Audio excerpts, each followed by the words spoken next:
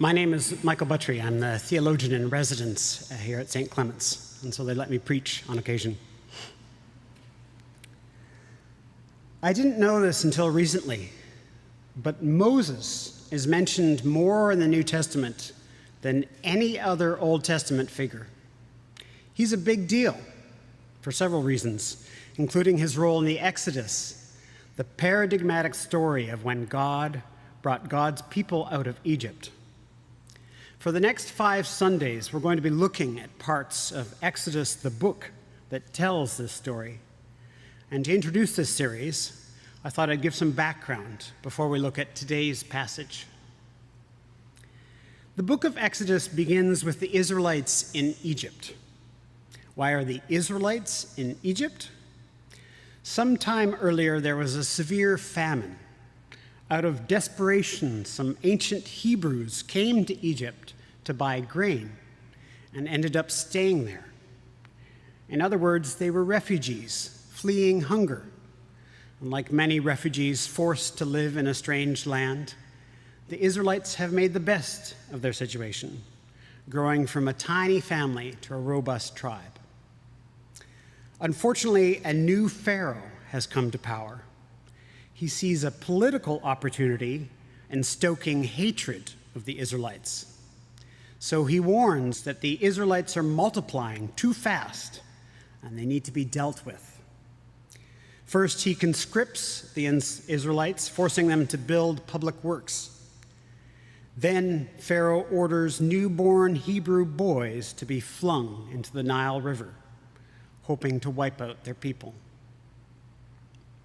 It's at this grim point that God enters the story. In chapter 2 of Exodus, a Hebrew boy is born, and rather than let him be killed, his desperate mother puts him in a basket and floats him down the river, hoping against hope that he will survive. In a potent irony, the boy is rescued from the river by an Egyptian princess who hires his own mother to nurse him and names him Moses. These ironies tell us that God is already at work behind the scenes. Meanwhile, the Israelites are groaning from their forced labor. They cry for help, and God responds. The end of chapter 2 says God does 4 things. God hears their groaning, God remembers God's covenant with their ancestors, God sees the Israelites, and God takes notice. These verbs are undramatic, very passive actions, but everything else in Exodus follows from these 4 verbs that tell us that God attends to the suffering of God's people. In the next couple chapters, chapters 3 and 4, God speaks to Moses and explains what he must do to save their people. Moses is reluctant. He emphasizes how he is a poor speaker. And so after some negotiation, God agrees to send Moses with his brother, Aaron.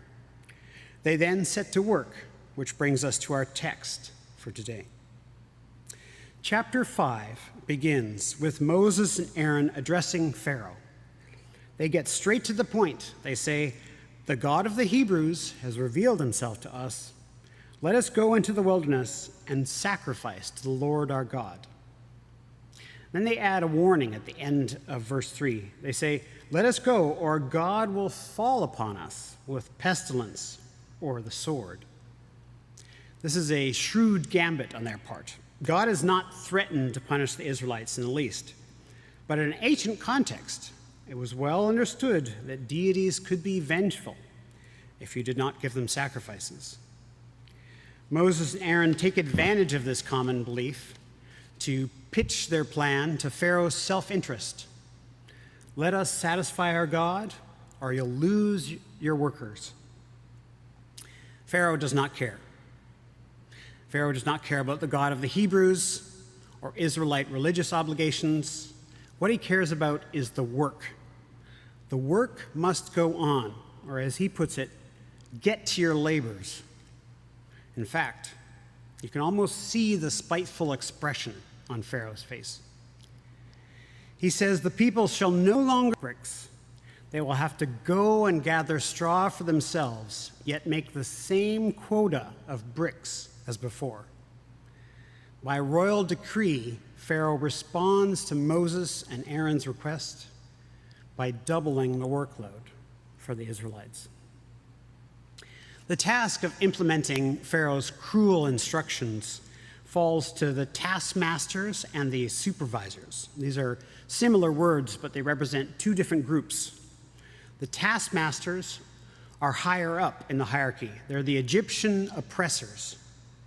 The supervisors are lower down. These are Israelites. They have been chosen from among their peers to drive their fellow workers along.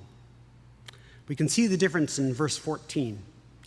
When the workers can't meet their quotas because they're spending hours foraging for straw, the Israelite supervisors are beaten, but the Egyptian taskmasters are not.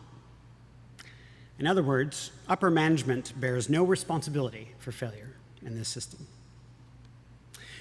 The supervisors then complain to Pharaoh. They call him unjust. Look at Pharaoh's response. You are lazy. That's why you want to go and sacrifice to the Lord. In other words, Pharaoh is not familiar with the concept of work-life balance. Or more seriously, Pharaoh is blaming the victim. He's saying, it's not that my demands are impossible, it's that you're not working hard enough. Then, in verse 21, the Israelite supervisors leave Pharaoh and criticize Moses and Aaron. They say, the Lord should judge them for making their lives worse. They're not wrong. But look at how skillfully Pharaoh has pit the Israelites against each other. Moses and Aaron made the request for their people to be allowed to leave. Pharaoh doesn't punish them.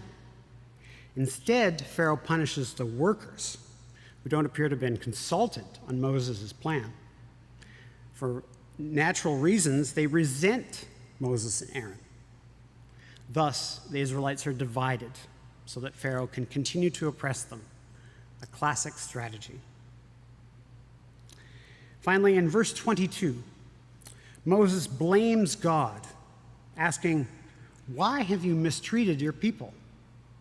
What a disaster, Moses is saying. We've just made things worse. He has a point. And at this point, you may be wondering why anyone would preach on this passage. When I first read it, I thought it might be about economics. If you wanted, you could connect the plight of the Israelites to workers lazy. Pharaoh's words still resonate. Another potential focus is the treatment of foreigners, the fear of being replaced by immigrants, the exploitation of refugees. This is a problem in our world as well. But the more I read this passage, the more I wondered, why do we get to hear this story at all? Moses turns out to be one of the greatest heroes of the Bible, celebrated by Jews and Christians. Yet his very first intervention, right after receiving a divine mission from God, is an utter failure. It's an inauspicious beginning, and I'd be tempted to leave it out if I was editing the Bible. So what can we learn from this story? I have two ideas, which I'll close with. First, consider Moses' complaint to God. Again, this is verse 22, if you want to look it up afterwards. Sometimes we think we have to placate God, to be polite, or God will punish us for our insolence, like Pharaoh does. But Moses doesn't believe this. Moses is honest with God, and he boldly shares his frustration. Moses says to God, you have done nothing at all to deliver your people. He says that to God. Moses, and just as God heard the Israelites, God listens to Moses. He continues to work with him in the coming chapters to achieve his goal of freeing his people. Unlike Pharaoh, God is not vindictive. God can handle our honest complaints, even our accusations. Second, I think of the struggles we face in our lives. There's a distinction Lutherans make between a theology of glory and a theology of the cross. I'm not a Lutheran, so I may get it wrong. But basically, the theology of glory is an idea of spiritual meritocracy. If we have the right beliefs, if we belong to the right church, if we're baptized, saved, living by faith, then God will bless us. We put in the work, we do our part, our life will get more and more glorious. Put another way, the theology of glory invites us to boast about our progress, self-sufficiency, and triumphs. After all, we have God on our side. Now, I don't think most of us go through life boasting about how spiritual we are. But we can also use the theology of glory to beat ourselves up for our lack of faith.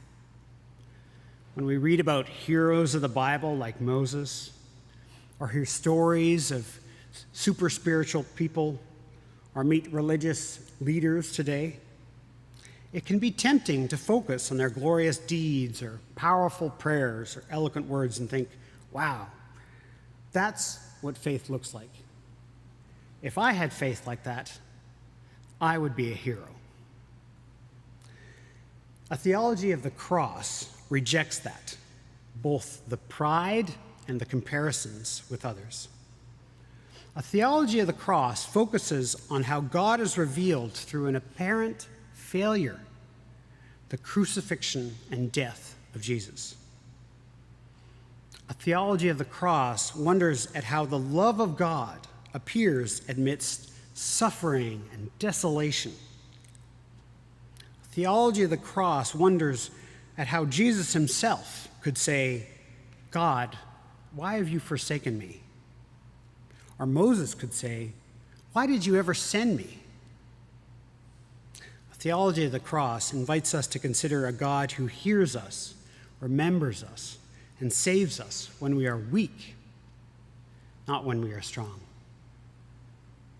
If you keep reading Exodus, you'll find many things: miraculous signs, a very detailed legal code and building plan, and more stories of Moses failing. Rather, I think these stories are preserved to show us how God works through disappointment. Moses doubts, Moses complains, he gets angry, he makes mistakes, he faces implacable opponents like Pharaoh and inhospitable environments like the wilderness. And yet, the Exodus happens. Not in spite of Moses' weaknesses, but through them. If that can be true for Moses, a hero of the Bible, I think it can be true for us too. Complaints, weakness, failure, these aren't obstacles to God. They're opportunities for grace.